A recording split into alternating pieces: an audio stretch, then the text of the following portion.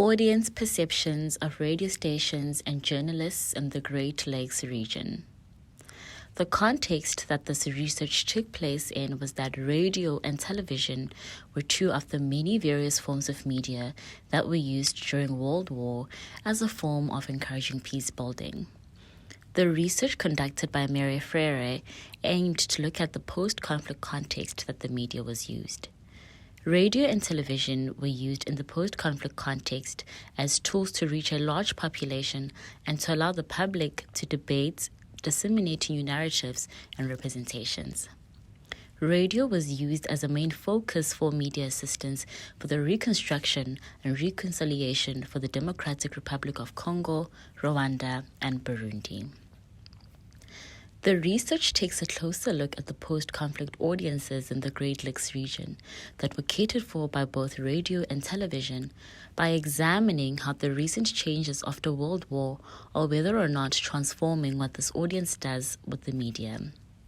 The methodology of a quantitative and qualitative research will present the findings that determine the conclusion about the similarities and the differences in the audience's perceptions, practices, and expectations of the media in the post-conflict context.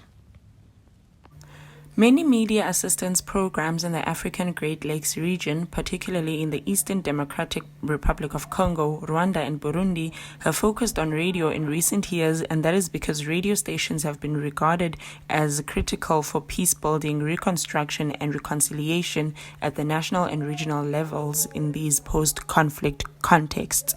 The relationship between local audiences and media is poorly understood.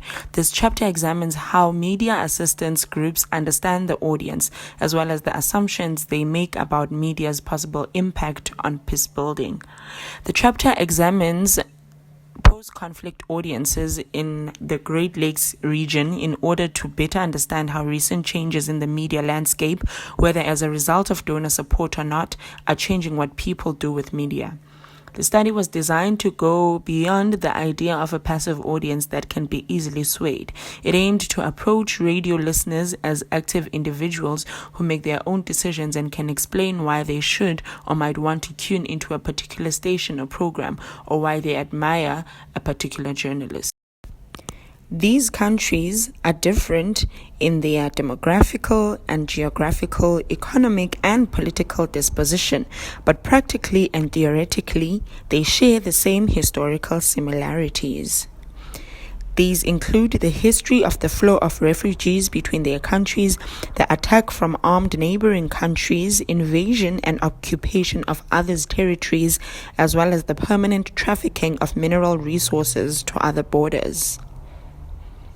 Media theory displayed in different mediums is usually a useful tool during the times of different wars of these countries, not only for propaganda purposes, but also for international coverage which could help provide aid. However, in the case of these countries, a clear debate conflict can be raised as to how it contributed to some tribal feud in Rwanda. This was through the content it produced, which conditioned people's minds and fueled ethnic hatred and ultimately led to a genocide of the Tutsi and the Hutu people in Rwanda in 1994. The same happened in the Congolese War, and when Rwanda assisted, a negative tone was evoked by the Congolese media towards Rwandans. The methodology used was to gather comparative data and to investigate and discuss the media consumption of the audience with the groups of listeners from the DRC, Burundi, and Rwanda. These methods used aimed to compare the similarities and differences in the way citizens relate to radio and journalists in the three above-mentioned neighboring countries.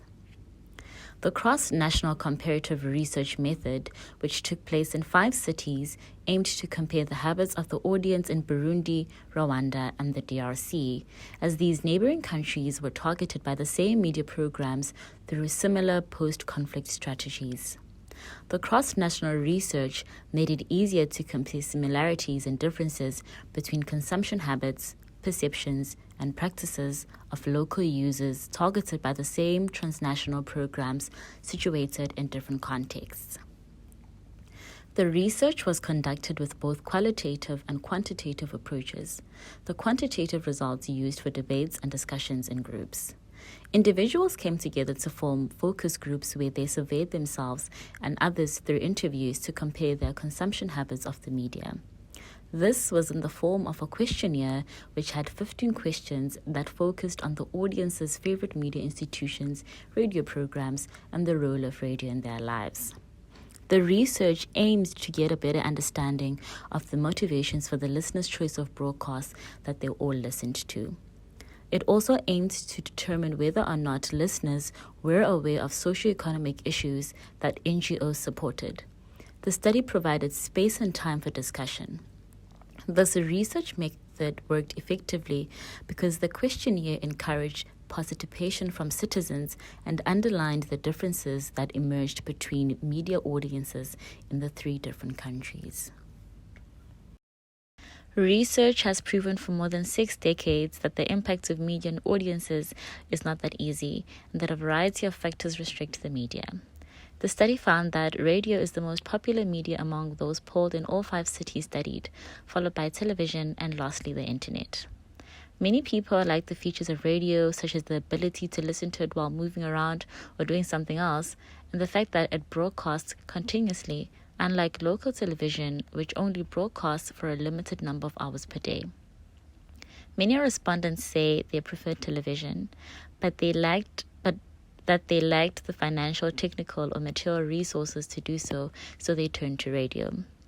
Many young people avoid watching television since there may be family disagreements about which program to watch together. Another study finding is that news is important. Newscasts are among the 5 most popular programs in the 5 cities. Men are mostly the people who have preferred sports programs and women hated them. Except for Kigali, where a foreign international broadcaster takes first place, practically every city has a private local station.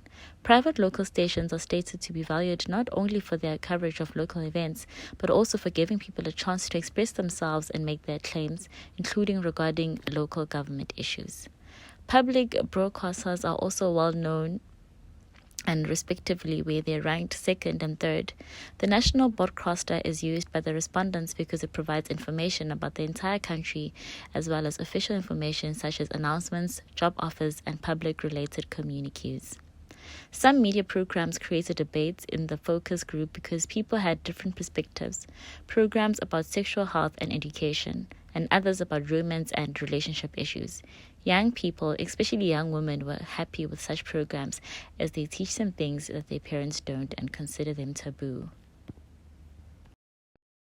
The public sphere is a concept used to describe the framework mediums through which citizens get to participate in the affairs of the country, whether political, social, or economic, through deliberation, debate, and discussions in the modern societies. Post-wars, the media became a useful tool during the peacekeeping processes to, among other things, create a platform for public discussion. This clearly directly speaks to the public sphere. Media, in turn, played a positive role in the restoration of these regions where wars and genocide was prevalent. This positive role included intentionally creating a platform to, among other things, conduct public debates. This speaks directly to the aforementioned definition of the public sphere. The NGO SFGC helped create a radio station called Studio Ijambo in Burundi in 1995 to help create peace and reconciliation between the Hutu and the Tutsi people. A radio station is a very good example of the public sphere as it allows for citizens to partake in discussions about the affairs of the country and how to go about combating issues faced by the citizens.